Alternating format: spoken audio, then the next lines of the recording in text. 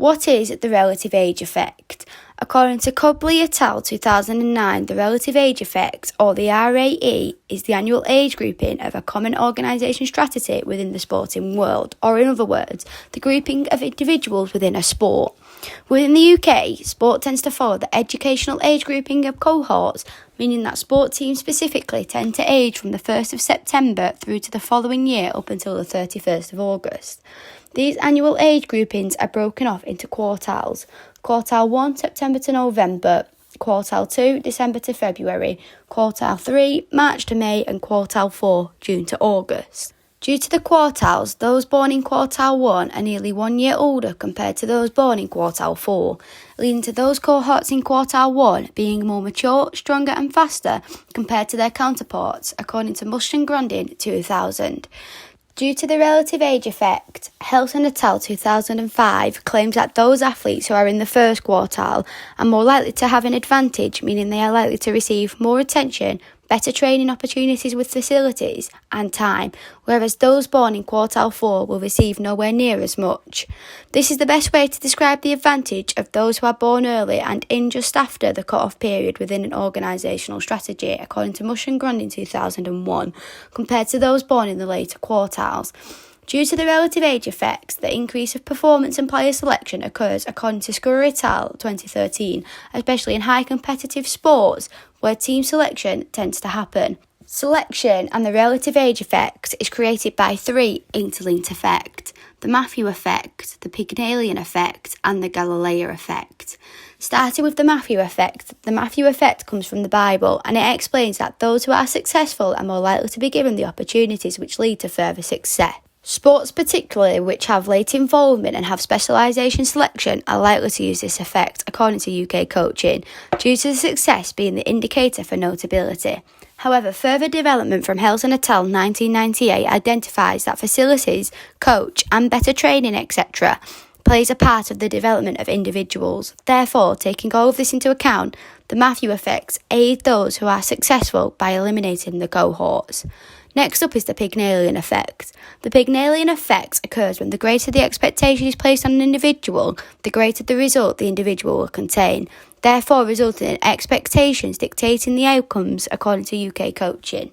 In an elite setting, this type of effect is something that happens naturally due to the executions of one's success being a lot higher compared to the amateur athlete. And finally, the Galileo effect. The Galileo effect is a response to the Pygmalion effect, and when one's expectations are placed on an individual, the person acts in accordance to those expectations.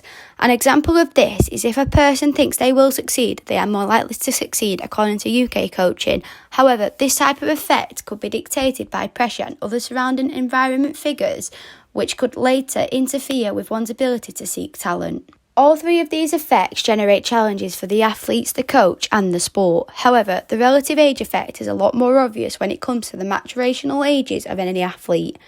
This is all down to the adolescent years and them not showing the difference in maturation of individuals. However, this type of difference is not always clear. During adulthood, when playing field is even, the relative age effect is likely to disappear due to all athletes reaching the same level. From this, Gibbs et al. 2012 went on to identify that at this point, these athletes who are born in the later quartile who make it into adolescent years through selection are more likely to become award-winning athletes, especially in elite performance levels. This is referred to as the reverse relative age. The reverse relative age effect athletes have an additional year of playing compared to those born within the first quartile. The advantage of the extra year means players will retire later compared to their older counterparts. Lionel Messi is referred to as the best male footballer. He was born on the 24th of June, placing him into the final quartile. Messi is a representation of the reverse relative age effect due to him being born in the later quartile, but due to the adulthood part of match maturation, no one would have known any different.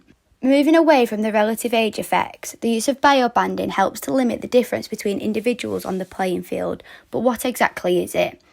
Baxter 1995 identifies biobanding as a technique thought to help limit the negative effects created through the relative age effect, meaning it is a way of grouping young athletes by characteristics such as height, age, build and maturation level, rather than chronological age for specific competitions and training, according to Malian et al. 2019. Not only is biobanding a replacement for chronological age groups, it is also a way to address the inter-individual differences in biological maturity status, especially in sports containing boys compared to girls. This aims to reduce the amount of physical attributes between teams and players, leading to an equal playing field, according to Cummings et al. 2017, along with providing the opportunity for equal selection when it comes to individuals identifying talent. Biobanding is used within Premier League football teams in order to identify the talented from the not talented, according to Towson et al. 2021. With biobanding mixing maturation levels, it allows the ability for zones of proximal development to be used. Vycox in 1978 identifies this as the zone where development occurs through problem solving under adult guidance or in collaboration with more capable peers. Therefore, meaning that with the help of older and potentially more knowledgeable peers, athletes will be able to gain further development due to these zones. However, biobanding isn't always seen as a positive thing. Due to the mixing of age cohorts, biobanding has a negative effect when it comes to the psychological factors due to the lack of consideration of the age ranges within grouping individuals. Those younger players may feel intimidated when playing against older children, meaning they are likely to fear and fail rather than succeed. When it comes to talent identification, athletes should take into account their maturation level and their playing age. In my opinion, the relative age effect is a hand-down, well-written way of grouping cohorts, but to be able to identify the talented athletes in selection, biobanding provides the opportunities for athletes to gain the possibility for an equal playing field without the worry of maturation.